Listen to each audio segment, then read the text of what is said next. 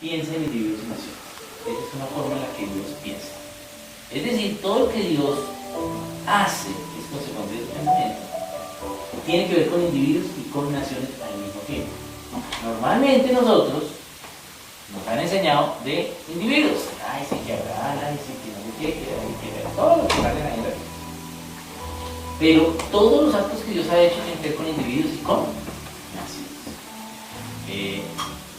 Por ejemplo, Dios escoge a toda la humanidad.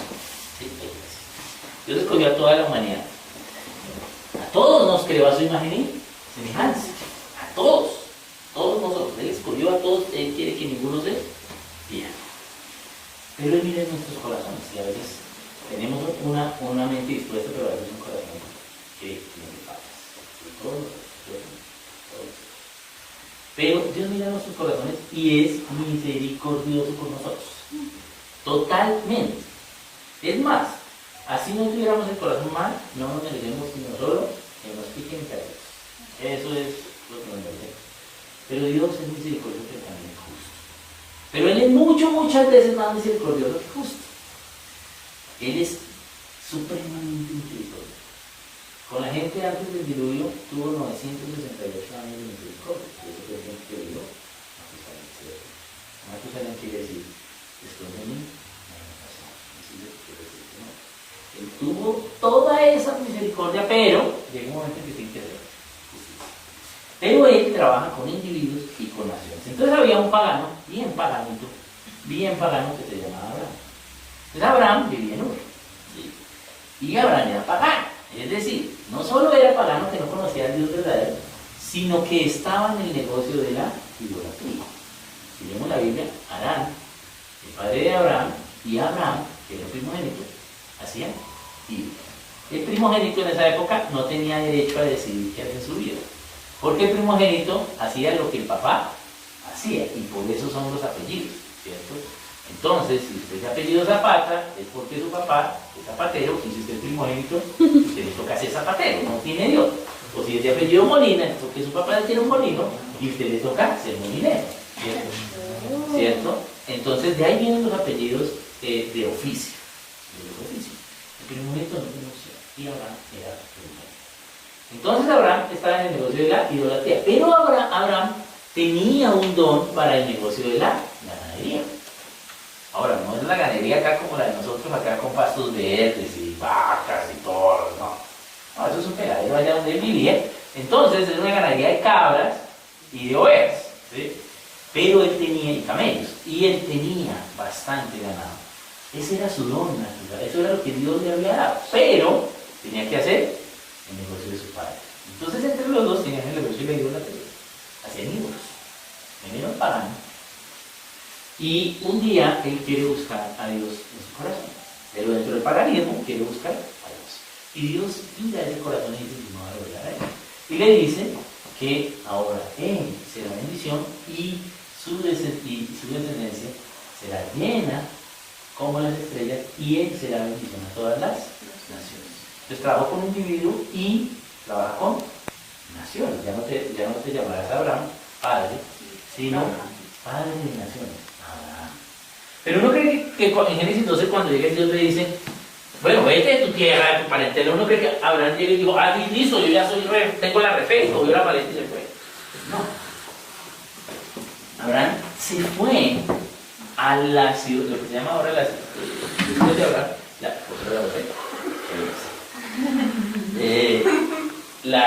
la ciudad de Harán, al norte. Y estuvo allá 10 años, siguiendo con el negocio de la idolatría, hasta que su padre murió. Cuando su padre murió, entonces él no siguió haciendo la idolatría, y ahí sí se fue a la tierra prometida con su ganado. Pero Dios trabajó con Abraham como individuo y con Abraham como naciones. Y gracias a eso nosotros podemos ser un ejemplo de esa promesa que Dios da. Otro ejemplo de cómo Dios piensa en individuos y naciones es la Gran Comisión. ¿Qué es la Gran Comisión? Entonces recordemos que la Biblia no se escribió con títulos ni con versículos, ¿cierto?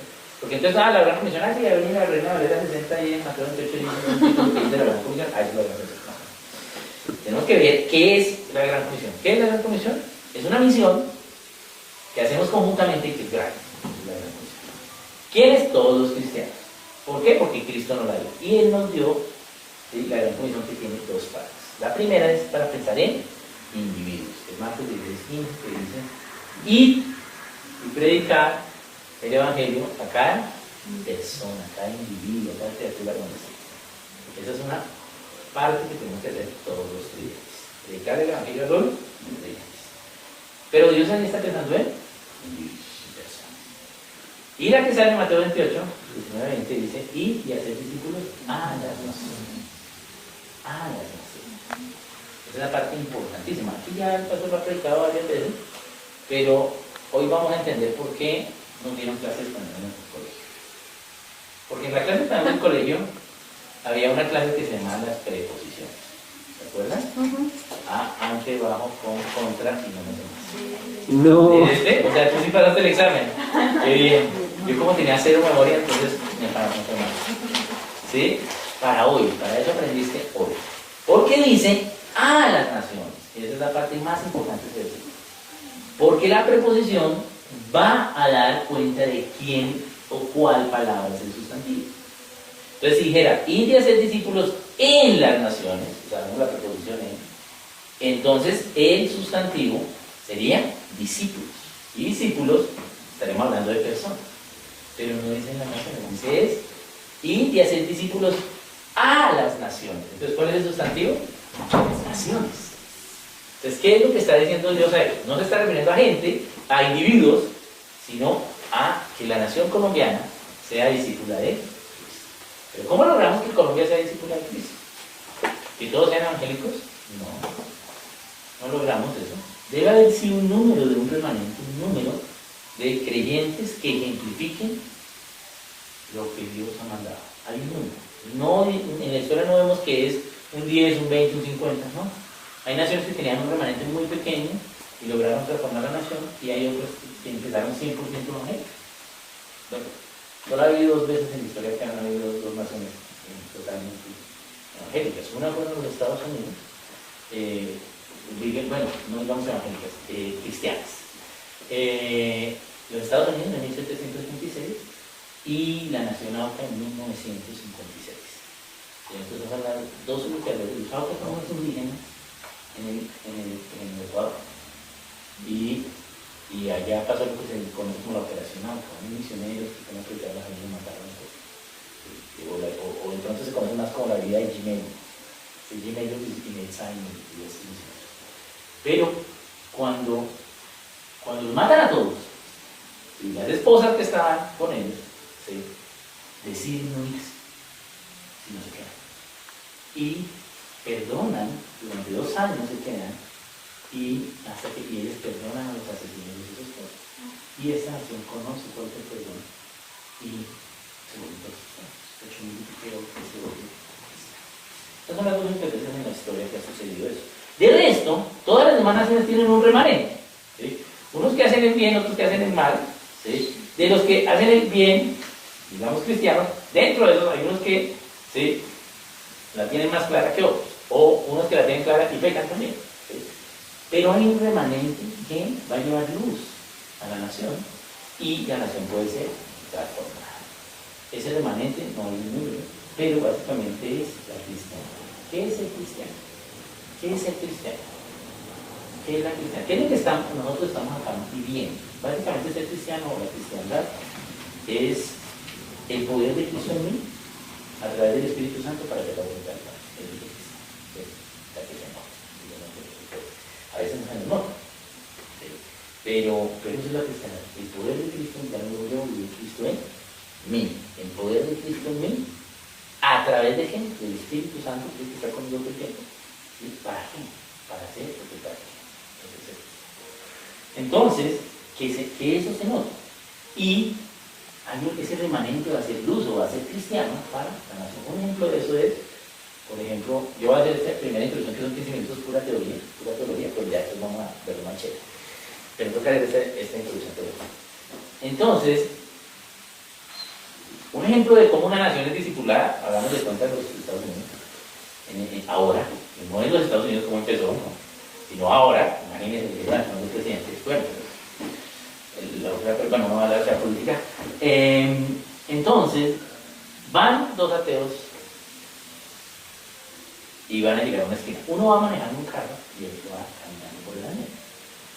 Son ambos ateos, no conocen de Dios. ¿Qué sucede cuando llegan a la esquina? El ateo que va manejando para y el ateo que va caminando pasa. Eso es tener una nación discipular, porque ninguno conoce de Dios, pero ¿por qué para el ateo que va en carro? ¿Por qué tiene la prelación el peatón? ¿Por qué creen? Bien, ¿y por qué el respeto a la vida? Si yo no creo en Dios, no matarás, no sigues. O sea, es correcto lo que tú dijiste, pero vamos a pensar. La ley natural de lo demás. Exacto, es la ley natural. Hay una ley natural, que se hace 3:12, ¿cierto? Que alguien que sea ateo, sí, hay que respetar la vida, como tú dijiste. Pero, ¿qué principio es eso? Génesis 1, 26. Fuimos creados todos en imagen y semejanza. Así sea ateo, él tiene la imagen de Dios. Por eso para. ¿Sí? ¿Por qué? ¿Por qué para el que va en carro? Porque está más protegido por el carro. Y el que va caminando está menos protegido a su imagen y semejanza. Entonces es un principio bíblico. Ellos no saben que están haciendo un principio bíblico, pero la nación está discipulada. Entonces eso es lo que Dios nos manda en la Gran Comisión. Entonces, que discipulemos la nación. ¿Cómo discipulamos la nación? Entonces, yo puedo hablar acá de teorías para discipular la nación, pero hay un método que Dios tiene que estamos hablando. Uno podría decir, no, pues enseñándole a todo el mundo los principios, pero eso no dice la Biblia. La Biblia lo que dice es que al no creyente que yo no podemos enseñar cómo es la familia, cómo debe tomar sus decisiones, cómo hay que trabajar, cuáles son los negocios, cómo es el gobierno civil, si no creyente. Para ellos es, no creyente que explicarle. Él puede recibirlo, si lo recibe es creyente, entonces le podemos decir aquí, es decir, lo puedo discipular. Pero, ¿qué pasa si no lo recibe? Entonces, no va a aprender los principios, va a seguir haciendo principios paganos. Entonces, ¿cómo vamos a discipular a la nación si él va a hacer principios paganos?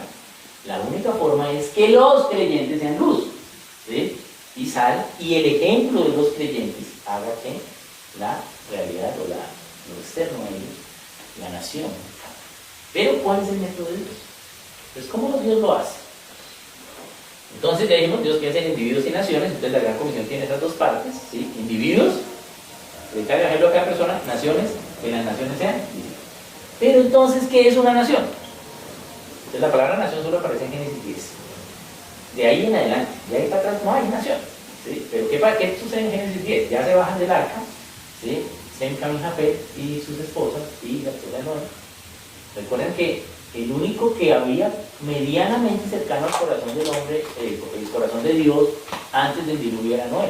O sea que sus hijos, sus nueras y su esposa eran terribles, ¿sí? Pobre Noé, ¿sí? O sea, si algún día yo tengo problemas, ¿sí?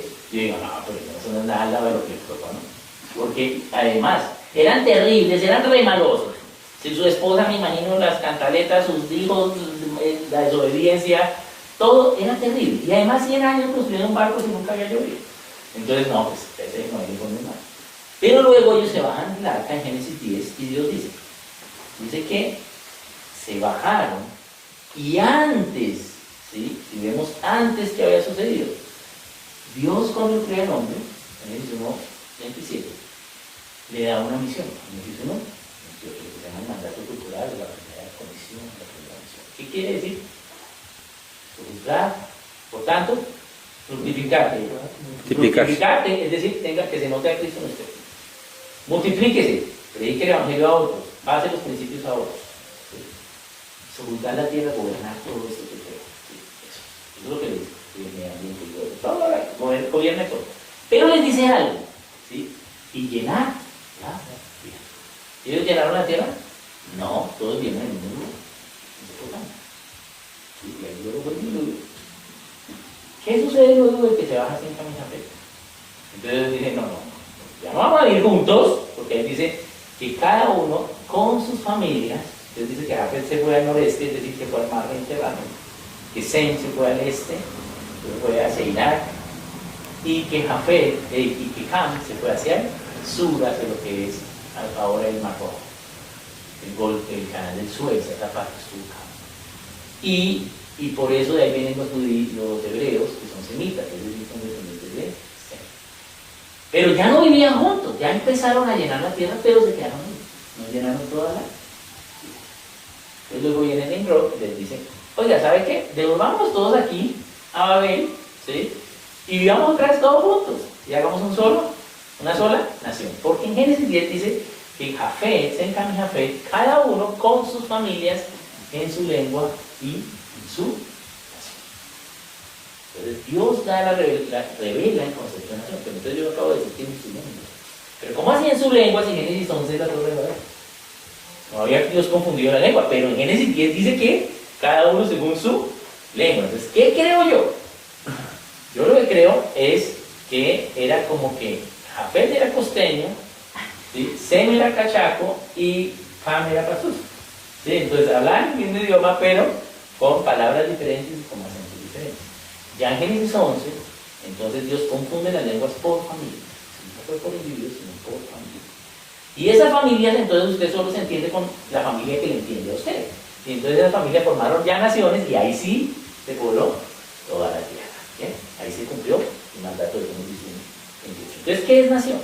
Nación básicamente es mínimo una familia que cree lo mismo y tiene un gobierno soberano. Eso es una nación. Es decir, gente que cree lo mismo y elige tener un gobierno. En nuestro territorio colombiano, realmente el mapa no es como nos enseñaron en geografía, el mapa tiene unos punticos blancos.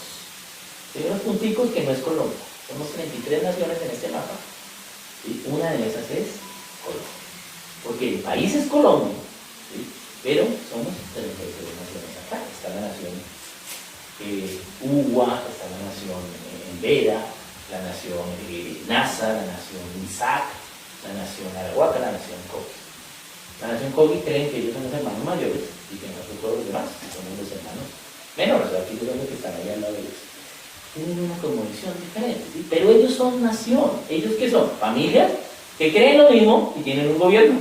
Entonces son naciones. Por eso es que cuando con el problema con los UBA y que había petróleo ahí en cerca de Arauca, entonces ¿qué? Vamos a explotar el petróleo. Ah, no, los UBA no tienen listo. O ahora en enero de este año que los NASA sacaron al ejército en Siria, en Cauca. ¿Sí? Siria, Cauca, el ejército se va. ¿Qué hizo el ejército? Le tocó irse. ¿Sí? ¿Por qué? Porque ese territorio, ¿sí?, no es Colombia, ese territorio es NASA. ¿Sí? Es una nación, pero si tienen otras leyes, te roban la 40 la tierra. ¿Sí? Tienen otras leyes. Esas son naciones. Naciones son las élites. Más o menos en el mundo hay unas 300 naciones. Más o menos, las élites. La gente que cree lo mismo y tiene un gobierno. Entonces, entendiendo que ya que es nación. El tema de oye, ¿cuál es la base de una nación? Entonces, yo creo que ustedes han escuchado que la base de la nación es la familia.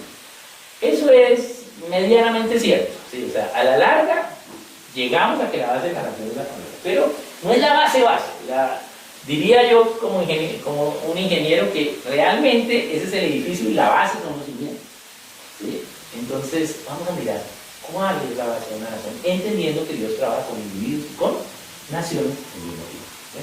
Todo lo que hace Dios tiene que ver con personas y con naciones, siempre. ¿Por qué? Porque, ¿qué dice en Apocalipsis? Las hojas del árbol de la vida para las amigas de la... Entonces, ¿qué va a haber allá en el cielo? ¿Sí? Allá va a haber naciones y individuos, no va a haber familia. O sea que allá cuando llegan al cielo de un individuo, no se van a conocer. Es decir, puede estar así al lado de Dios y... ¿Por qué? Porque no va a haber familia, no va a haber matrimonio, ni siquiera van a conocer a su mamá. ¿Qué es lo que hay allá? Haga de cuenta cuando usted va al cine. Cuando usted va al cine, le dan una boletería con uno. Entonces hay como un cine. Es decir, usted llega al cine y le pasa ahí a la persona que está en San Pedro y le dice, oiga Pedro, mire, este es bien mío. Pero sí, uno ya tiene. Es lo que le dice Pedro. ¿Qué es lo que hay? Unas sillas, unas más adelante que otras, numeradas. Entonces, todos los que entran a ese teatro son salvos, todos. ¿Sí? Sigan al cielo. Pero cada teatro, eso es un multiplex, ¿sí? Tiene como 13.000 naciones ahí. Bueno, las que hay ahora, más las que han habido, ¿sí? Entonces ya nació Babilonia, ¿sí? y ahí, nació Caldea, y ahí va a estar Abraham, ¿sí? Entonces, en todas esas naciones, ahí hay Ahí hay solo el nombre de su nación y usted a Colombia. Ah, y llega usted a Colombia. Ah, bueno, Oscar, siéntese ahí y le toca bien a mí me toca bien a. Entonces, bueno, me siento ahí en la. Otros van a estar más adelante y otros más atrás que yo. ¿Y qué dice la Biblia? Que solo, porque la salvación es solo por fe, pero las coronas, ¿sí? El gobernar con Cristo, cuando le ponen las coronas, solo es porque son. ¿Sí? Lo salvo por fe, no tiene que hacer nada para fe.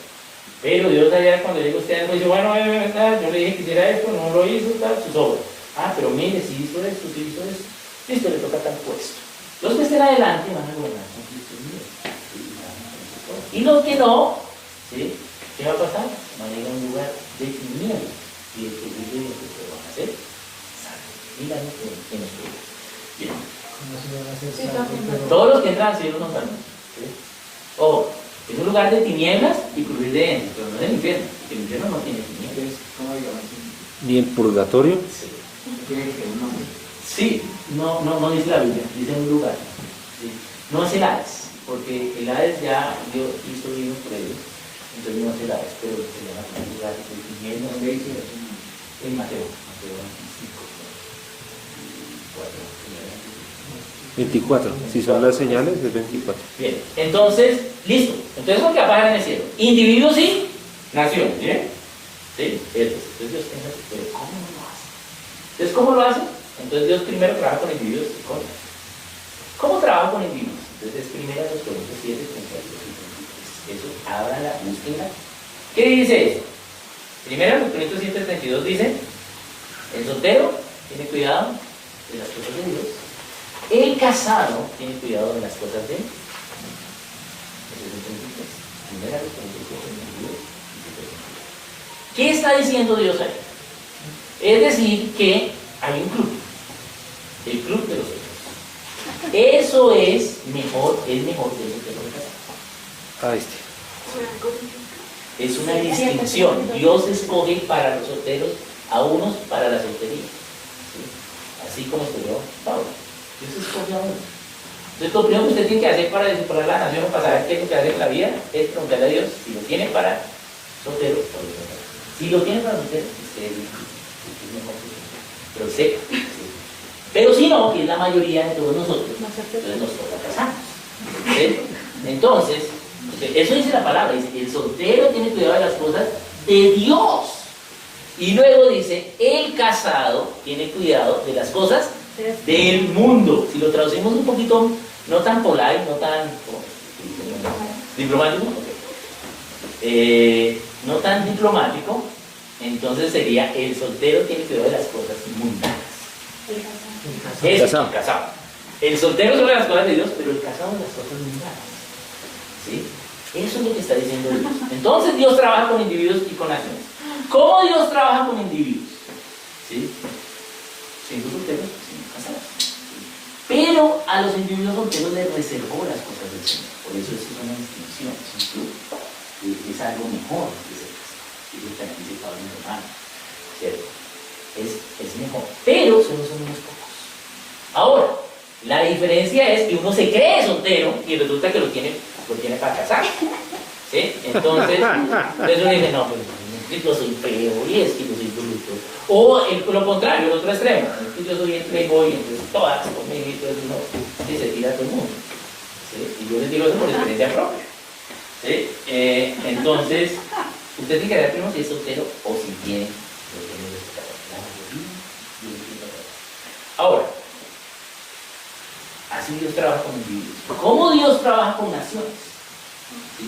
Cuando los solteros se dedican a las cosas del Señor y son testimonio, ¿sí?, de lo que es Dios para la nación. Y cuando los casados, ¿sí?, trabajan en este lugar, ¿sí?, que es su familia, ¿sí?, los casados entonces con su familia hacen los principios. ¿Sí? Esas son las formas de discipular la nación. Entonces por eso se dice que la familia la hace en años, pero dice que no es, solo es la mitad del cuento. ¿Sí? Porque realmente los solteros tienen una preponderancia sobre la familia. Lo que pasa es que casi no se predica. ¿Sí? ¿Por qué? Pues porque la familia es chévere. ¿Sí? Y además porque nos han enseñado que naces, creces, ¿sí? ¿Sí? Entonces estudias y luego te casas y te engordas y mueres, ¿cierto? Eso es lo que nos van a enseñar. Pero no, ese no es, o sea, como todo el canto de Dios, no, tienes que saber, sí, tienes que saberlo, y si Dios entonces te tiene para casar, entonces te casas. ¿Sí? Ahora, ¿cómo sabemos que eso es verdad? Y ese versículo es Génesis 10, empieza a hablar, bueno, ya le voy a decir, el versículo de Génesis 2:24, pero no vamos a llegar todavía porque nos falta enseñarles otra cosa. ¿Se acuerdan que en Génesis 10 ellos entonces se forman sus naciones, ¿cierto? Se encargan de. Entonces, ¿qué hace Dios después? ¿Sí? Ellos tratan de hacer una sola nación y Dios habla. ¿Qué dice Dios en Génesis 11? Usted lee en Génesis 11, en la Torre de Babel, Dios hablando dice, porque si no, no se van a subir para ahí, ¿no? Algo así. dice, Que todo lo que se proponga lo podrá. exacto, León. ¿Quién está hablando? Dios. ¿Y qué dice? Todo lo que se propongan lo podrán hacer. Imagínense, Dios está hablando y dice que todo lo pueden hacer. O sea que estos tipos sí podían llegar al cielo. ¿Sí? Entonces, Dios, ¿por qué no los mata? No los, ¿sí? Les echa fuego o algo, ¿sí? Unos rayos. Porque saben que para el mal, sí. Entonces, Dios les ordena. Pero no los mata. Usted puede estar haciendo el mal desarrollando un principio de Dios, ¿sí? Para el mal, ¿sí? O para el bien. Entonces, ellos podían hacer cualquier cosa. Pero ya era nación, ya habían 3 naciones. Entonces, ¿qué hace Dios? Ya le había prometido a Abraham que de su descendencia todas las naciones iban a ser benditas, pero que iba a ser una nación, ¿sí? Para las naciones. Una nación que sea ligera. Y esa nación empieza con el nieto de Abraham, que es Jacob. ¿Cierto? ¿Qué quiere decir Jacob? El engañador. Engañador. Si usted lee ahí que hizo Jacob, tumbó al suegro, ¿sí? Engañó a las hijas, ¿sí? Era recto. Y resulta que entonces de uno de esos años no le vive. Eso es un peladero, necesita usted que lleva unos 5 días y ya. Entonces ya sale ahí del ¿sí? Pero y no era que todos estuvieran en la inmunda, porque no dice que todos se fueron, sino que dice que Jacob se fue. ¿Por qué Jacob se fue si, aunque no hubo una cosecha grande, tuvo que haber gente que tenía comida? ¿Por qué no le dieron comida a Jacob? Porque el apellido de Jacob era la familia tramposamente mentirosa. ¿Ustedes van a negociar con la familia tramposamente mentirosa? No. Claro. Si no llovió, Jacob paga. ¿Por qué? Porque nadie le va a dar comida porque él es tramposo mentiroso. Entonces le tocó irse. Y donde había. Pero antes de eso, entonces Jacob dice, estoy en la inmunda ahora sí, estoy re mal, nadie me va a dar comida, me toca irme a Egipto allá, uy, no. ¿Sí? ¿Y qué hace? Lucha con él. Yo no me voy de aquí hasta que me digas qué es lo que va a pasar. ¿Y qué cosa le pasó? Que el tramposo mentiroso buscó a Dios. Buscó a Dios y le cambió. Ya no serás llamado Jacob, sino ahora serás llamado Israel. ¿Qué es Israel? Luz a las naciones. Entonces, ahí Dios formó una nación. Pues, ¿para qué escogió Israel? Pues si leemos bien Isaías, Jeremías y Primera de Corintios, ¿qué dice? Dice, de lo vil, de lo vano, del barro, del fango, porque eres feo, gordo, bajito, sin narizón, cabezón, te trajo. ¿Sí? O sea, los judíos se creen, los israelitas se creen que ellos no lo que yo porque eran niños. No, no han leído. ¿Sí? Ahí dice que eran lo peor. Si los sumerios hubieran sido peor que Jacob, Dios hubiera escogido a los sumerios. ¿Sí? Pero la peor familia que había era la tramposa mentirosa. Entonces Dios hace una nación. Ya es Israel. ¿Y qué es Israel? Una nación que Dios escoge para enseñarnos que es una nación. Entonces con Israel yo aprendo qué es una nación, cuáles son las leyes para la nación, es decir, es nuestra nación. Ahí aprendo qué es una nación, cómo se va a gobernar, cuáles son las leyes. Si estudio de cuenta que hay 7 tipos de leyes, 7 paquetes de leyes. ¿Sí? Y eso es lo que se conoce como las 7 esferas o las 7 partes de una nación. Ahí viene el concepto. Es decir, que hay leyes para la familia, para la iglesia, para la educación, para los negocios, para comunicar, para contar, para el esparcimiento, las artes y para el gobierno civil. Todas las naciones tienen 7 partes. ¿Cierto? Y Dios con Israel nos enseña qué es una nación. Pero ¿qué vemos después? Que Israel hizo lo bueno, hizo lo malo, sí, ahí están todos los profetas, están todos Nehemías, todos esos libros del Antiguo Testamento, Crónicas, Reyes. Entonces vemos el mal ejemplo y el buen ejemplo. ¿Sí? Y aprendemos entonces que la podemos embarrar como individuos y también como naciones, porque podemos hacerlo bueno como individuos y también como naciones. Y cuando la embarramos podemos pedir perdón y licencia. Eso es lo que aprendemos. Porque, mejor dicho, todas esas veces que los judíos le hicieron la judía a Dios, por eso se llama la judía. ¿Sí? ¿Sí? ¿Se han oído qué es hacer la judía? La puñalada rapera, traición. ¿Sí? Eso es hacer la judía. El judío siempre va a traicionar a que no es judío. No digo que siempre, pero existe siempre. Porque ellos se creen que son un pueblo escogido. Pero no, era lo peor que había.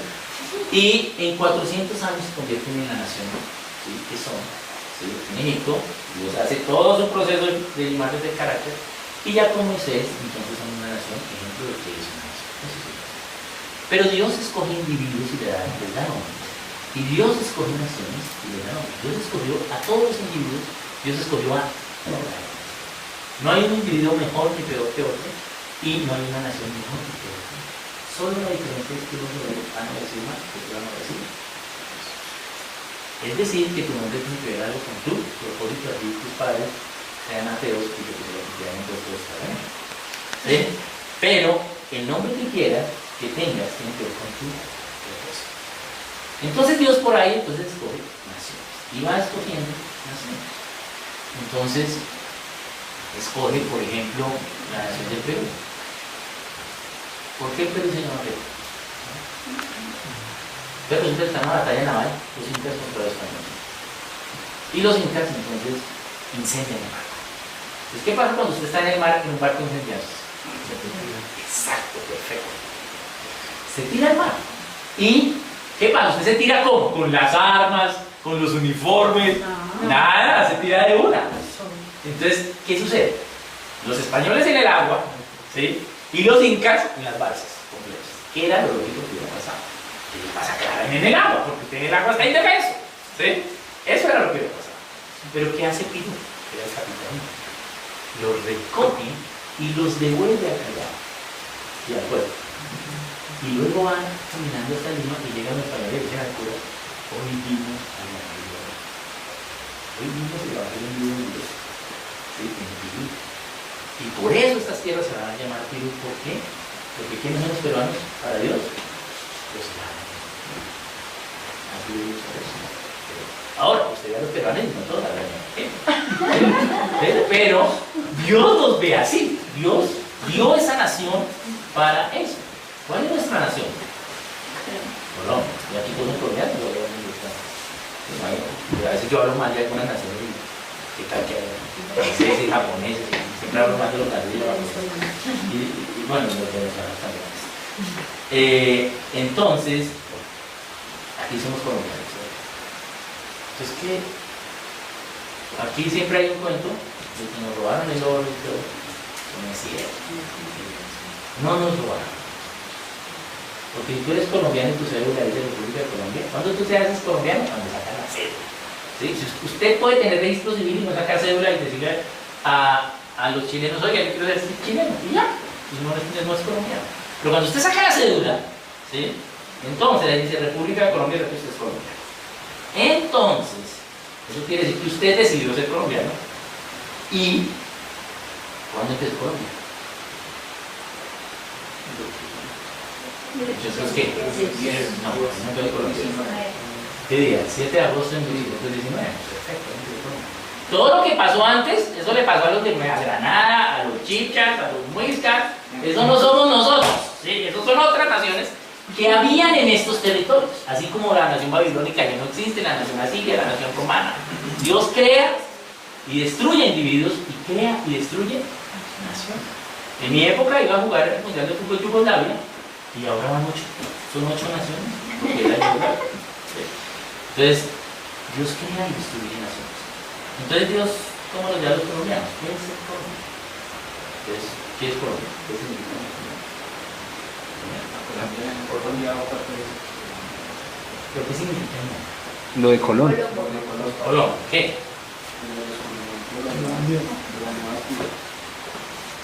tierra de Colombia. Colombia significa la tierra de Colombia.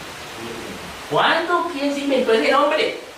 Entonces usted lee allá una carta que resulta que se independiza la República de Socorro.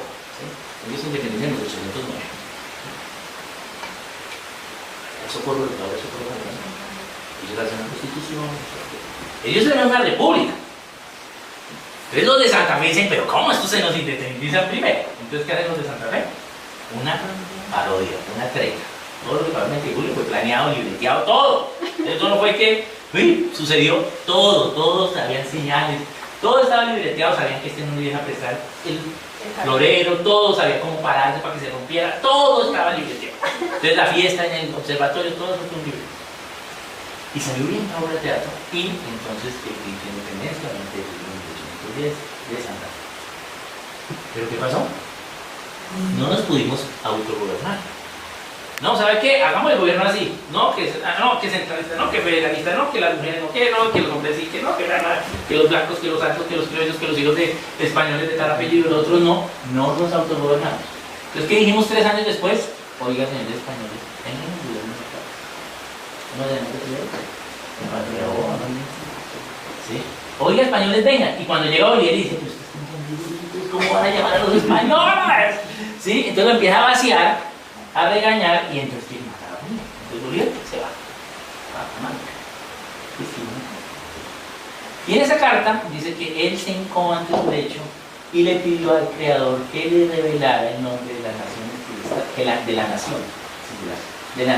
que le estaba encomendando libertad, y que el Creador le dijo que no la descubrió. Entonces esas naciones se van a llamar, esa nación se va a llamar la República de Colombia. La Gran Colombia realmente nunca existió. Es decir, ahora le decimos la Gran Colombia porque hubo 2 etapas de la República de Colombia. La República de Colombia con todos juntos, con Venezuela, con Bolivia, con Panamá, la costa este de Costa Rica y la costa este de Nicaragua. ¿Bolivia también? Sí, hay Perú. Eso era la República de Colombia. Eso era una sola república. Y luego ya la Colombia donde todo se fue. ¿Sí? Entonces, para diferenciar las 2 repúblicas le llamamos a la anterior la Gran Colombia. Si usted va a los libros de historia no aparece la Gran Colombia por ningún lado, pero así le llamamos. Entonces, ¿qué quiere decir Colombia? Es decir, que tenemos que saber quién es Colombia, porque nosotros somos la Gran Colombia. Y Colón quiere decir Cristóforo. Cristóforo, que lleva a Cristo, Colombia con el Espíritu Santo como patrono. Es que no ven a los seres de Dios, pues que llevamos a Cristo con el Espíritu Santo como patrono. Así nos ve. A veces hemos desobedecido eso, ¿cierto? A veces. ¿Sí? Pero cada nación tiene un propósito como la de Dios. ¿Sí? Tiene que ver con su nombre. Venezuela, ¿sí? Es la pequeña, ¿sí? Venecia, es Venezuela. ¿Y qué es Venecia? El advenimiento de la belleza. ¿Sí? Entonces, por eso la mujer no la hacen tan bonita. ¿Sí? Porque es el advenimiento de la belleza. Eso es Venezuela y Venezuela es bonita. Entonces, cada nación tiene un propósito. Entonces, nuestra nación es Colombia. Pero, ¿cómo vamos a transformar entonces Colombia? ¿Sí? Entonces, ya dijimos que Dios trabaja con individuos y con naciones. Y que trabaja con esos individuos y naciones siendo o solteros o casados. Ahora sí vamos a en el siglo XXIV. Todo esto es la introducción al tema.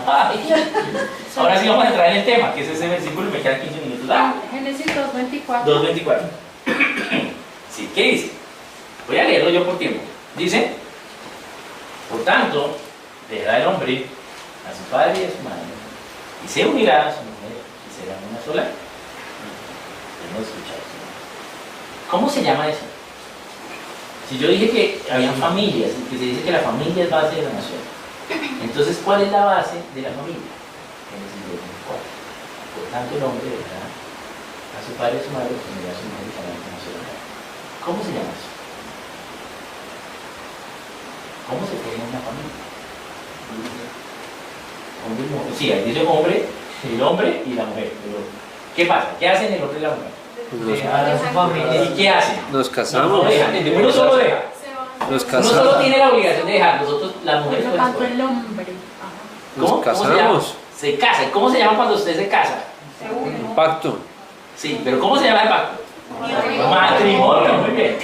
Entonces, la base de la familia es el matrimonio. Es decir, que solo hay familias y hay matrimonio. ¿Sí? ¿Qué es familia?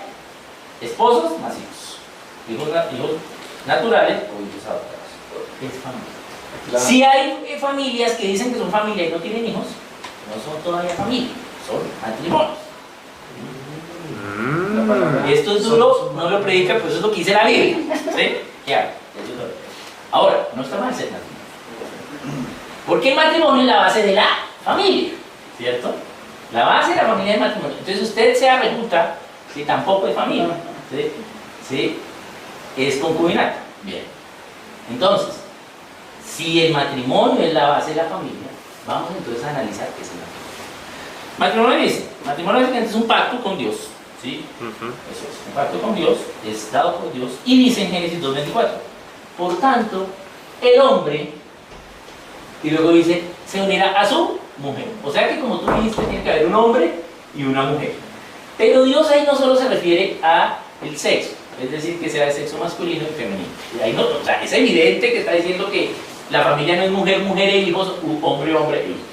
Es evidente, como dijiste tú, que es hombre del sexo masculino y mujer del sexo femenino. Pero no solo es eso, habla de hombre como hombría y mujer como feminidad. Habla qué es el hombre. Entonces, y habla qué es el hombre. Entonces, ¿cuál es la base del matrimonio? Según Génesis 2:24. Ahí está diciendo que el matrimonio es la base de la familia, pero ¿cuál es la base del matrimonio? Ahí está. ¿Qué dice? Por tanto, el hombre, ¿qué hace? Dejará a su padre, a su madre y se unirá a su mujer. ¿Quién empieza el matrimonio? El hombre es la base del matrimonio. ¿Qué, muchachos? El hombre es la base del matrimonio, no para ser en superior, porque no es el techo, sino es la base, ¿sí? Es lo de abajo, esos son los fundamentos. Por tanto, el hombre, ¿sí?, es la base del matrimonio. Entonces, ¿cómo el hombre es la base del matrimonio? ¿Qué dice? El hombre debe dejar a su padre y a su madre. Dice, ojo, no dice por tanto si el hombre quiere dejar, no dice debe. ¿Por qué dice debe? ¿Por qué el hombre tiene que dejar a sus padres? Porque mientras que va a los padres del niño, ¿no? Porque, ¿para qué? ¿El hombre qué tiene que hacer? Ser el sacerdote de la casa, ser autoridad, debe aprender liderazgo, debe aprender cómo sostener una familia, ¿sí? Debe aprender todo lo de la familia. ¿Cómo lo va a aprender? ¿Sí? Están a cargo de los papás, aún es de la familia de los papás, ¿sí? Entonces, para entender cómo el hombre lo va a hacer y cómo la mujer lo va a hacer, ¿sí?, entonces tenemos que entender qué es lo que sucede ahí. Dice que el hombre debe dejar a su padre y a su madre y ser hombre. ¿Qué es ser hombre? Entonces un hombre es una persona que ya puede liderar una familia. ¿Y qué es ser mujer? Una mujer, una persona que puede ser ayuda idónea en una familia. Eso es hombre y eso es mujer. Pero ¿cuándo somos hombres y cuándo somos mujeres? Entonces tenemos que entender el poder. Primero, para saber cuándo somos hombres y cuándo somos mujeres. El hombre tiene el poder, porque él es el que empieza el matrimonio. Dice que dejará a su padre y a su madre. ¿Para qué los dejará? Pues para ir a aprender a pagar servicios, para aprender a hacer todo lo que se necesita hacer: lavar ropa, cocinar, todo eso, ¿sí? Ahora vamos a entrar más a fondo a eso. ¿Quién se coge la cara? Mi hermano. Entonces,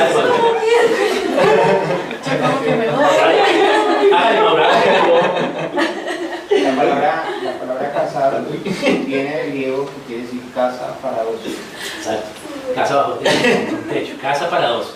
Por eso es familia, ¿cierto? Bien. Entonces, ¿cómo formamos entonces? ¿Cómo se forma el hombre? El hombre es el que tiene el poder de escoger el pie del matrimonio.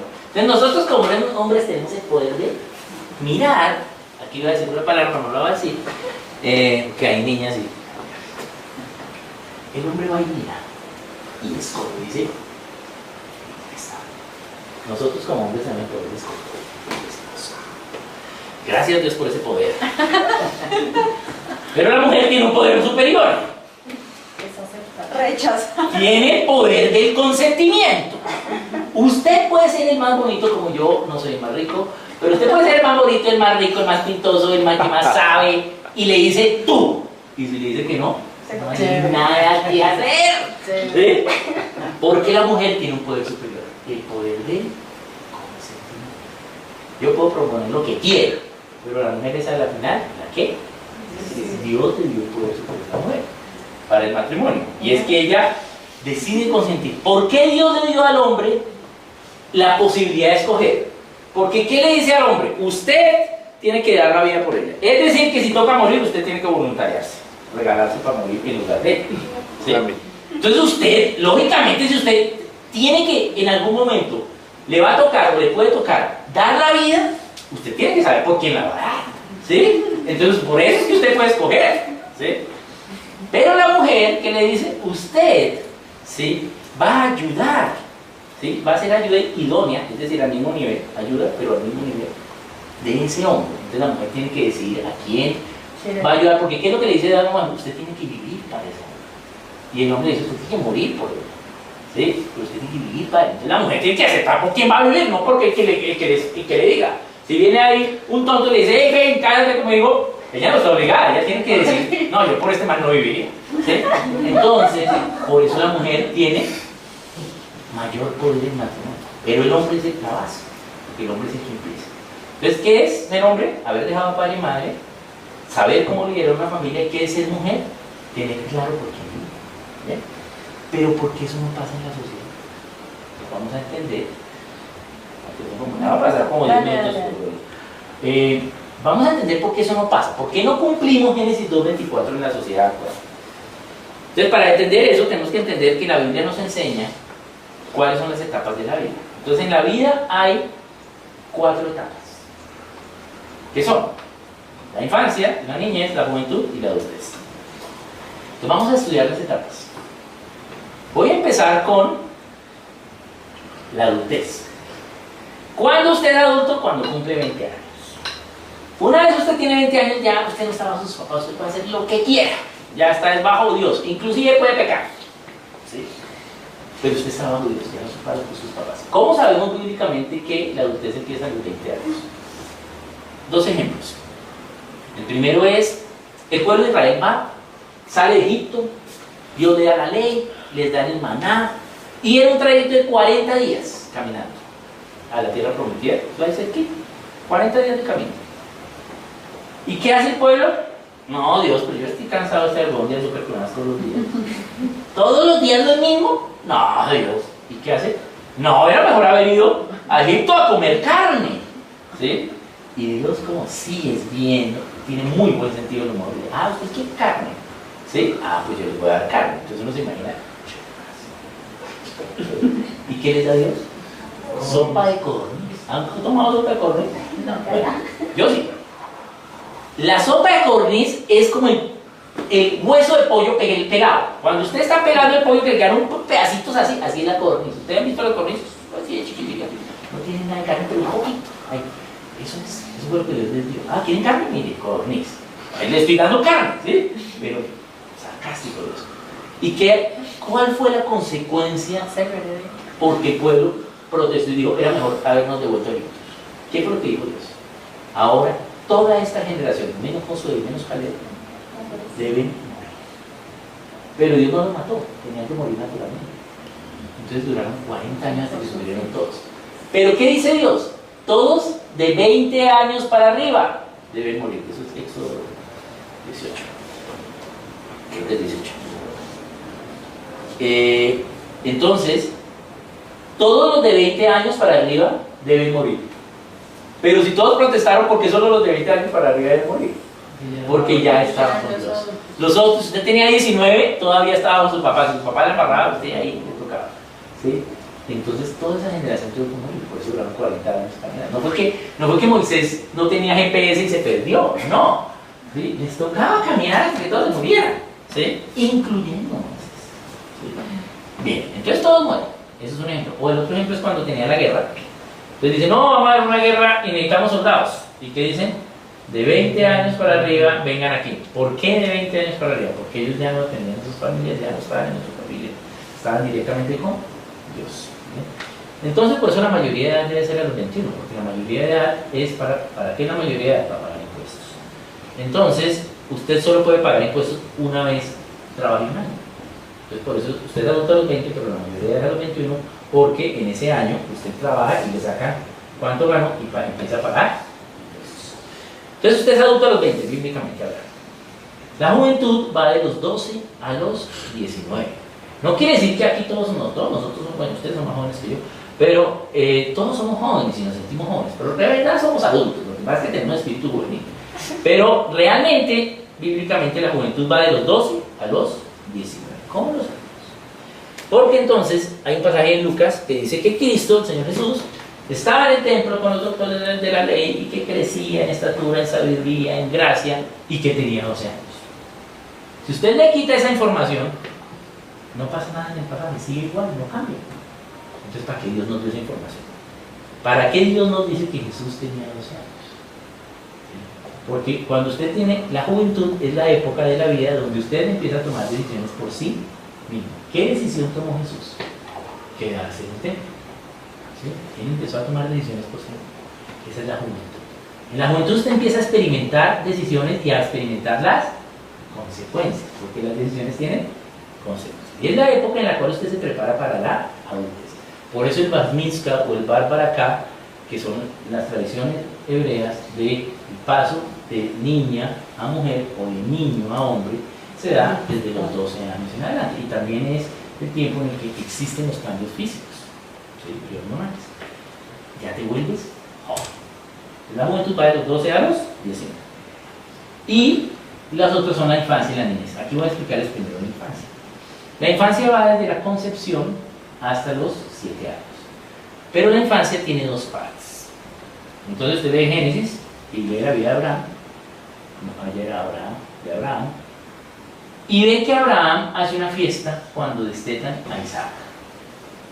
¿Sí? Entonces la infancia tiene dos partes. El amamantamiento, ¿sí? Y el destete. Esas son las dos partes de la infancia. El amamantamiento va desde la concepción hasta que el niño es destetado. Cuando el niño era destetado, hacían una fiesta. Entonces Abraham hace una fiesta para Isaac cuando es destetado. ¿Por qué había una fiesta cuando el niño se desteta? No dice la Biblia cuando hay que destetar, ¿sí? Pero más o menos a los 2 años. Entonces lo destetaban y hacían una fiesta. ¿Por qué se hace una fiesta? Porque el niño ya iba a empezar a comer alimentos sólidos. Es decir, ya empezaba a, como dice la palabra en Corintios y también en Romanos, a entender más cosas. Todos los niños nacen con cuerpo, ¿sí?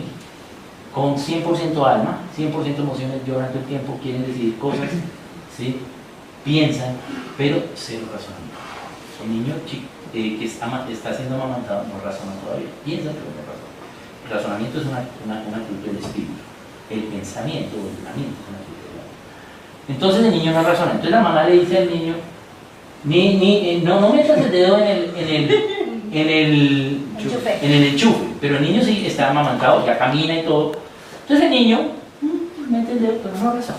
Pero ya el niño lo desteta. Llega un momento que, una vez después de que usted desteta al niño y le dice, no metas el dedo en el enchufe, el niño mira a la mamá y en los ojos se le nota.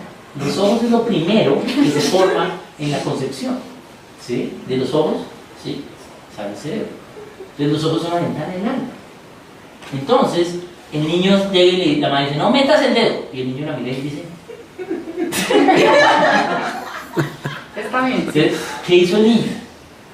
Pudo razonar, razonó que la mamá le dice que no y decidió hacer un acto irracional de meter el dedo.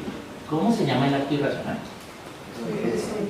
No, ese es el nombre light, ese es el políticamente correcto. ¿Cómo se llama? No, de verdad, ¿cómo se llama? Exacto. El niño pecó. ¿Por qué? Porque pudo razonar, ¿sí? Y razonó mal. Hace un acto irracional y pecó. ¿Cuál es la paga del pecado? Muerte. Entonces, ¿qué es lo que hay que hacer con el chino apenas razona? Y la embarra, y usted ve en los ojos que la embarró. ¿Qué es lo que hay que hacer? Predique el evangelio, porque después de mañana ya va al infierno. ¿Sí? Entonces hay que predicar el evangelio a los niños apenas son destetados, que es la fiesta, y pilas, hermano. Apenas la embarra hay que predicar el evangelio. ¿Sí? Entonces, los niños que no han sido destetados, pues ahora no razonan, por lo tanto no pecan. ¿Sí? No pecan, el niño abortado está en el cielo. ¿Por qué? Porque no pudo pecar, porque no pudo razonar. Porque Usted para pecar tiene que tener la oportunidad de razonar y hacer lo incorrecto, es decir, hacer un acto irracional. Entonces, va el amamantamiento y el destete. ¿Cuándo se acaba la infancia? Entonces vemos dos ejemplos. El primer ejemplo es Moisés. Moisés era un niño infante, ¿sí? No era destetado todavía, pero iban a matar a los niños. Entonces, ¿qué hace la mamá? Lo pone en una cesta en el río Nilo. Y resulta que se lo encuentra Miriam, es decir, la hija del faraón.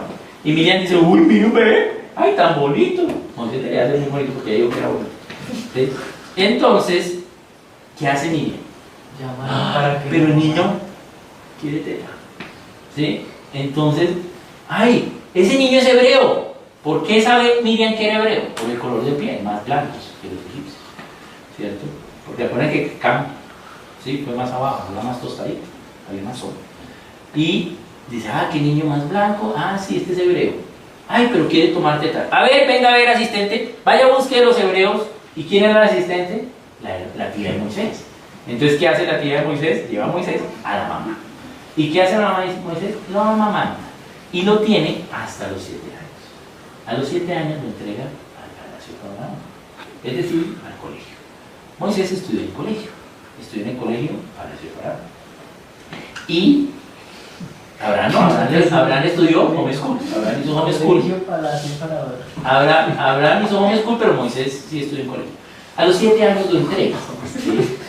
¿Por qué? Porque a los 7 años empieza, una vez completos los 8, 7, 8.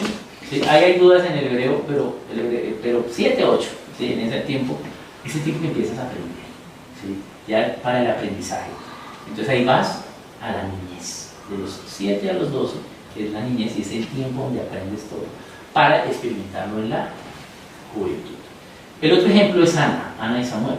Entonces Ana dice, oye, yo no tengo hijos, dame un hijo, entonces si me das, te lo consagro, ¿sí? Y entonces, ¿qué hace Ana? Lo amamanta, lo desteta, y apenas lo desteta, lo lleva a tenerlo, ¿sí? Pero no había cumplido los 7 años, porque dice que Samuel dice que vino más pequeño de la entrada al templo, ¿sí? La entrada al templo era a los 7 años, ¿sí? Entonces, a Samuel ella lo entregó apenas lo destetó, ¿sí? Entonces, parte de la infancia de Samuel fue con Eli y sus hermanos. Recuerden que los hijos de Eli eran de calaveras, ¿sí? Bien. Entonces vemos ahí cómo empieza la niñez. Y la niñez entonces va de los 8, 7, 8 a los 12. ¿Para qué toda esta introducción al tema de cómo de entender entonces qué pasa en Génesis 2:24?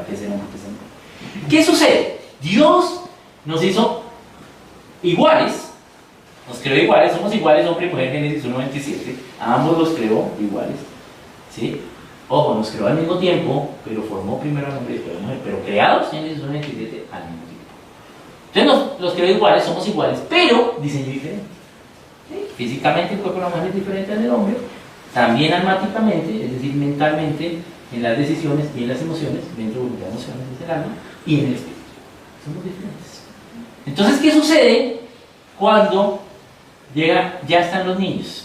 Entonces hay 2 primos de 5 años, son primos, niño y niña, y les compran zapatos con cordones. Entonces, ¿qué pasa? Les vamos a enseñar a amarrarse los cordones. Mira, así se amarran y así se amarran. ¿Quién se amarra primero? La mujer. ¿Por qué? ¿Así? Porque fue diseñada para aprender primero. ¿Por qué? Porque la mujer es menos cabezona que el hombre. El hombre siempre es más cabezón. Verá, mire, pone la cachucha aquí, verá que tu cachucha es nada, ¿sí? ¿Sí? Entonces, eso quiere decir que el hombre tiene más cerebro. No es verdad, nosotros tenemos más cerebro que las mujeres, ¿sí? Pero las mujeres tienen más conexiones neuronales que nosotros. Entonces, la mujer aprende primero. Entonces, ¿qué pasa? La niña aprende a amarrarse los zapatos y el niño no. ¿Cómo es el alma? ¿Cómo es en las emociones para el hombre y la mujer? En las emociones, la mujer es más fuerte emocionalmente. El hombre no es fuerte sentimentalmente, pero débil emocionalmente. Nosotros, yo me tomo todos los remedios, pero no me inyección ni loco. Me da gripe y salí de la cama, no voy a trabajar. ¿Sí? Se acabó el mundo. ¿Sí? Así Dios nos diseñó. Entonces, ¿qué sucede con ese niño? El niño ve que la niña sabe. Entonces le digo, bueno, vamos ahora a enseñarles a tender la cama. Entonces la niña tiende la cama y uno no. Le queda arrugada, nada. Entonces los dos niños, la niña aprende primero qué sucede en las emociones de ese niño. El niño dice, soy bruto. Soy bruto. Ella sí sabe y yo soy bruto. Y como nosotros no expresamos, sino nos guardamos todo, por eso los papás de todos nosotros se guardan todo. Ni siquiera te dijeron que te dan. Entonces, se guardan todo, pero son débiles en las emociones. Entonces, soy bruto. ¿Y qué? Y la niña, este tipo es un bruto. Soy bruto. Yo sí sé hacer las cosas. ¿Sí? ¿Y qué pasa? Siguen creciendo. Entonces el niño empieza a sentirse herido, porque él se cree bruto. ¿Sí? Y la niña se cree hábil y superinteligente. Pero siempre por ahí hay una tía o una hermana mayor o una abuela que le dice, ay, pobrecito, el niño no sabe, venga, yo le tiendo la cama, venga, yo le amarro los zapatos. Y Dios, ¿cómo diseñó a ese niño como hombre? El hombre, ¿qué tiene que hacer? Trabajar. ¿Sí? ¿Por qué? Pues por nada, no voy a trabajar. ¿Pero qué es trabajo? Trabajo es un concepto de la física, ¿cierto? Fuerza por distancia, igual trabajo, se mide en julios, ¿cierto? ¿Qué es? Poner energía que genere un movimiento. Eso es trabajo. El hombre entonces tiene que trabajar. Y como el hombre tiene que trabajar, hay un principio para el trabajo. ¿Cuál es el principio para el trabajo? Produzca lo máximo con esta cantidad de energía. ¿Sí? O, ¿sí?, con la menor cantidad de energía, hágalo máximo. ¿Sí? Ese es el principio. Es decir, no es que seamos vagos, es el principio del trabajo en menor esfuerzo. ¿Sí? Nosotros fuimos diseñados para trabajar. Entonces el hombre siempre va a buscar la fácil. ¿Por qué? Porque es que así es el trabajo. ¿Sí? Eso es diseño de Dios. Yo no sabía. ¿Qué haces con Dios? ¿Por qué? Porque ese es el principio del trabajo. Usted haga el mismo, produzca lo mismo, llegue al mismo resultado con la menor cantidad de energía, con la menor cantidad de esfuerzo. Ese es el principio del trabajo. Por eso se llama trabajo, por eso es un concepto de la física. Entonces, el hombre siempre va a buscar la fácil. ¿Sí? Eso es diseño, eso no es culpa de que seamos vagos, así nos diseñó Dios. Entonces, yo voy a buscar la fácil. Entonces, ¿qué hace ese niño? Soy bruto, pero la fácil es que mi mamá me tienda la cama. Entonces, soy bruto, pero no tiendo la cama. Mi mamá, mis padres son ateos, y mi mamá nos amó mucho, muchísimo, pero no maltrató mucho. Yo la primera vez que tendí la cama fue cuando me fui a vivir solo. ¿Sí? La primera vez que tendí la cama en mi vida. Nunca tendí la cama, siempre no la tendí. Mi mamá o empleada, siempre. Ni siquiera nos decía que teníamos que tender la cama, es que ni siquiera. ¿Cómo será que mi mamá tenía una regla para comer? Mi mamá decía, ustedes pueden comer lo que quieran, la única regla es que no pueden repetir una semana. ¿Usted cree que yo escogería berenjena ya? Lo que quieran. Yo escogía pizza, hamburguesa, y mi mamá a cada uno nos cocinaba lo que queríamos en el desayuno, en el almuerzo. Por eso yo tengo problemas con que la mayoría de comida no me gusta, ¿sí? Y que casi siempre como lo mismo. Entonces, yo tengo problemas con la... Yo como mucha comida chatarra. Entonces, no, pues... Le llega ¿cómo? directamente. He mejorado, ya como verde, ya como pasto, ya gobierno externo, uno se casa y gobierno externo. Entonces le toca comer otras cosas. ¿Sí? Ay, eso que duraba 20 años. Entonces, ya come uno. Pero si ven comer a mi mamá, terrible. ¿Cómo? Sí, terrible. Yo ahora le digo, pero ¿cómo te ocurre hacer eso? ¿Cómo, ¿por qué hiciste eso? Porque yo los veía felices comiendo. Sí, yo quería verlos felices, pero pues, no aprendimos a comer. Entonces, para eso existen los restaurantes. Usted en el restaurante no va a escoger lo que no le gusta, va a escoger lo que le gusta. ¿Sí? No va a escoger la... Bueno, si le gusta la pena, pero a mí no. Bien. Entonces, ¿qué sucede con ese niño? Ese niño va a hacer la fácil. Ah, me tiende la cama. Ah, soy bruto, pero me tiende la cama. ¿Qué sucede con esa niña? Ay, esa niña es la mejor, mire. Entonces, ¿qué empieza a pasar? Como la niña empieza a saber todo y el niño no, la niña es exaltada. Entonces, la niña de verdad se cree por encima del niño. Llegan a la niñez y empiezan a entender conceptos académicos. Entonces, los hombres somos más rápidos porque tenemos el cerebro más grande, para entender conceptos académicos o conceptos, digamos, del conocimiento, pero somos muy malos para decidir. Las mujeres son mejores para decidir. ¿Sí? Por eso cuando hay una emergencia, ¿sí? Si no es de fuerza, siempre se salvan más las mujeres que los hombres. Las mujeres deciden más rápido, en menor tiempo que el hombre. ¿Por qué? Porque la mayoría se van a casar, entonces van a ser mamás. Y ser mamá es contestar el teléfono, ¿sí? Tener los niños, mirar cómo está produciendo dinero, ¿sí? Todos los niños tienen 3 diferentes problemas y hay niños y niñas y los problemas son diferentes. Y si va a hacer comida entonces es diferente, tiene que saber hacer todo al mismo tiempo. Entonces la mujer es multitarea. Por eso la mujer puede hacer varias cosas al mismo tiempo. Sí. Pero los hombres solo hacemos de a una. Amén, amén. No podemos, si uno está viendo el partido, no puede estar haciendo otra cosa. ¿Sí? Solo de a una cosa al mismo tiempo. Bien hechecita. ¿Sí? Bien, pero una nomás. Ya dos, Me da migraña. Sí, no tenemos las suficientes neuronas. Las mujeres no tenemos las suficientes conexiones. Las mujeres tienen, no tenemos el mismo número de neuronas, hombres y mujeres. Bueno, el hombre puede tener más por el tamaño, pero las conexiones son más en la mujer. Nosotros no tenemos suficiente número de conexiones para pensar varias cosas al mismo tiempo. Las mujeres sí. Entonces, ¿qué sucede con esa niña? Se cree más. Entonces resulta que la niña en la niñez se cree más porque sabe hacer más cosas, pero el niño aprende conceptos teóricos más rápido que el hombre. Pero ¿qué sucede en la juventud? La niña se desarrolla primero. Sus cambios físicos son primero que el hombre. Entonces la niña, aún, ya que se creía mayor y se creía que sabe más, pues ahora resulta que se ve mayor. ¿Sí? Entonces ya no va a mirar, porque hombres, ¿por qué creen que las niñas que nos gustaban de tu mismo curso no nos miraban? Miraban eran los de arriba. ¿Por qué? Porque ellas, usted era un tonto, ¿sí? Ellas miraban a los de 11, a los de décimo, a los de arriba. ¿Por qué? Porque ya estaban en ese nivel, porque ellas ya se habían desarrollado, ¿sí? Y uno era un tonto, el mismo nivel era un tonto. Entonces, ¿qué sucede en la juventud? Las niñas se desarrollan y el niño se empieza a desarrollar más lento. Más o menos a los 15 años, los niños entonces ya empiezan a cambiar de voz, bueno, desde los 12, pero a los 15 son carones feos, no hay nada más feo que un joven a los 15. Con bozo. Carones, con bozo, con acné, la cara se desarrolla primero que el cuerpo, flaco y así de carones, feos. Éramos feos a esa edad, ¿sí? En cambio las mujeres ya eran lindas, Como a los 17, ¿qué pasa? Ya el hombre se le desarrolla el cuerpo, ya la espalda, no todos son anchos, pero ya tiene fuerza y ya puede defender a una mujer. Ya lo miran. Ah, no, este sí ya me puede defender. Este ya me puede defender. Porque ¿qué busca la mujer? Seguridad y protección. Y caprichos. ¿Y qué busca el hombre? ¿Sí? ¿Qué busca el hombre realmente? ¿Sí? O sea, ¿qué es el diseño de Dios para el hombre? Liderazgo, protección a la mujer. ¿Sí? Pero ¿qué sucede cuando lo pasó en esa crianza y no criamos a esos niños bien, sino a ese niño lo dejamos sin hacer nada y llega a su juventud y toma decisiones sin hacer nada, ¿sí? O esa niña que no se crió como una niña hábil que pueda hacer las cosas, sino que todos se lo hagan también. No es que todos le hagan las cosas manuales porque ella lo sabe hacer, ella no es bruta, ¿sí? Pero caprichos, ¿sí?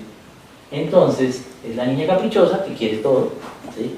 Y sus deseos son órdenes. ¿Qué pasa cuando esos niños pasan a la juventud y llegan a la adultez? ¿Qué va a buscar ese niño adulto? Una mamá que le haga todo. ¿Qué va a buscar esa niña adulta? ¿Sí? Un papá rico que le dé 100 pares de zapatos. ¿Sí? Eso es lo que sucede. Entonces no es un hombre ni es una mujer, sino es una niña adulta y un niño adulto. Entonces, ¿cómo tenemos nosotros que desafiarnos a realmente transformar la nación y ser la base de la nación? Produciendo ni mujeres, cuando tengan 20 años, que ya la tengan clara, que sean mujeres que tengan sus principios claros, ¿sí? Y produciendo hombres. Pero el hombre, ¿cómo va a producir las cosas? Tiene que dejar a su papá y a su mamá. ¿Para qué? Para que aprendan qué es pagar servicios, qué es pagar cuota, qué es lavar ropa. Yo me fui a la casa a los 25 años y me fui a vivir solo. Y yo seguí llevando la ropa de mi mamá. Ay, qué berraco. Hotel Mamá es el mejor. Es caro. Y mi mamá, ¿qué hubo? Me trajo la ropa, venga, tráigala. ¿Qué hubo? ¿Ya la va a traer? Y fui preso. Es más, comía donde la novia que tuviera, ¿sí? O donde mi mamá. ¿Cómo será que yo me compré una colección completa de mugs?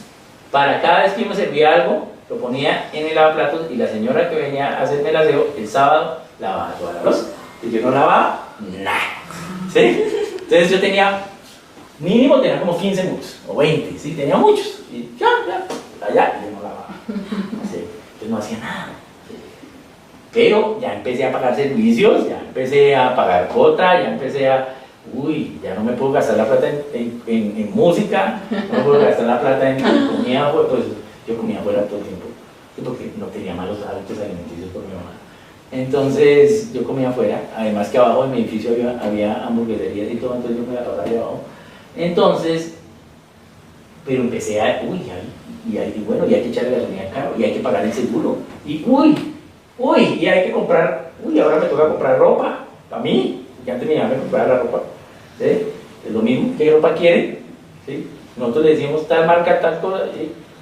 Sí, no la compraba, ¿sí? O sea, yo no tenía que ir a comprar ropa. Nada, yo lo único que iba a comprar era música. Ay, Oscar René. ¿En serio? Terrible. Entonces, ¿cuál es el desafío para cerrar? El desafío es que, primero, niñas, busquen un hombre, ¿sí? Pero un hombre no es un príncipe azul, ¿sí? Pero busquen un hombre, no necesariamente tiene que ser rico, ¿sí? Tiene que ser para trabajar, pero busquen un hombre, no un niño adulto. Hombres, no sean niños adultos. Hombres, busquen una mujer. Y mujeres, no sean niñas adultas, sean mujeres. ¿Qué es una mujer? Una que está capacitada para ayudar al hombre en todo, ayuda en todo, al mismo nivel, ¿sí? Ahora, mujeres, entiéndanos a los hombres. Las mujeres sí pueden entender a los hombres, ¿sí? Porque van a hacer ayuda, y ¿cómo van a ayudar si no lo entienden? Entonces las mujeres sí pueden entender a los hombres. Hombres, nosotros no podemos entender a los hombres. Porque la Biblia dice, la Biblia dice que las mujeres van a hacer ayuda del hombre, pero ¿qué le dice al hombre? Ámela. No la entiendo. No las podemos entender. La mujer es otro nivel de pensamiento. Otro nivel de pensamiento diferente. Puede ser que ellas piensen mejor y más. Nosotros no podemos llegar a eso. No podemos entenderlas, solo amarlas. Es imposible entenderlas, ¿sí? Entonces, mujeres, hombres, sean hombres. Y no son príncipes azules. Solo miren si tienen las cualidades de un hombre. ¿Sí? Solamente. No necesariamente tiene que ser rico. Ahora, hay un problema ahora en la actualidad. Que para mi generación, ¿sí? La cantidad de personas para buscar, dice la palabra, de personas para buscar era mayor. ¿Sí? ¿Por qué? Porque porcentaje de hombres hombres en el homosexualismo era el 5% en mi generación. Actualmente en su generación es el 15%. Es decir, hay menos hombres. ¿Sí? Segundo. Y segundo, mujeres en el pecado del homosexualismo eran para mi época menos del 1% y ahora es el 6%. Entonces hay menos mujeres también. ¿Sí? Entonces, como hay menos, ¿cuál es la regla? Oferta y demanda, ¿sí? ¿Sí? Entonces hay menos oferta, pero está la misma demanda, ¿sí? Entonces usted tiene que ser más open mind, ¿sí? No puede ser tan exigente, sino más abierto. ¿Por qué? Porque si yo le digo que se casara, usted tiene que casar, ¿sí? Ahora, si usted está en el club de los solteros, disfrute, ¿sí? Porque es mejor ser soltero que casado, ¿sí? Bien. Entonces, para reflexión, para tarea, esta semana, hagan una listica de 3 cosas que estuvo mal en su crianza. O sea, que sus papás no los hicieron hombres a ustedes, ¿sí? Así como yo ya les dije lo de la comida y eso. 3 cosas. Y 3 cosas que sí. Que sí hicieron bien, que produjeron hombres. ¿Listo? ¿Y qué van a hacer con eso? Agradezcale a Dios en público. Pues no todos acá en público, pero usted mismo, no en público, en voz alta. No tiene que ser en público, pero en voz alta, es decir, con su voz. Agradezcale por lo que ya sus papás le hicieron bien y pídale a Dios, entréguele a Dios lo que sus papás le hicieron mal. O sea, las cosas que usted ya es adulto, que toda tiene como niño hombre o como niña hombre, o que le da miedo, ¿sí? Hay cosas que nos dan miedo. De los 20 a los 30 supera sus miedos. ¿Sí? Entonces, esas cosas que nos dan miedo, entonces, entréguelas a Dios y dispóngase y deje que Dios le revele. Bien, muchas gracias, me parece como 15 minutos. No, está bien. Muy bien, muy bien.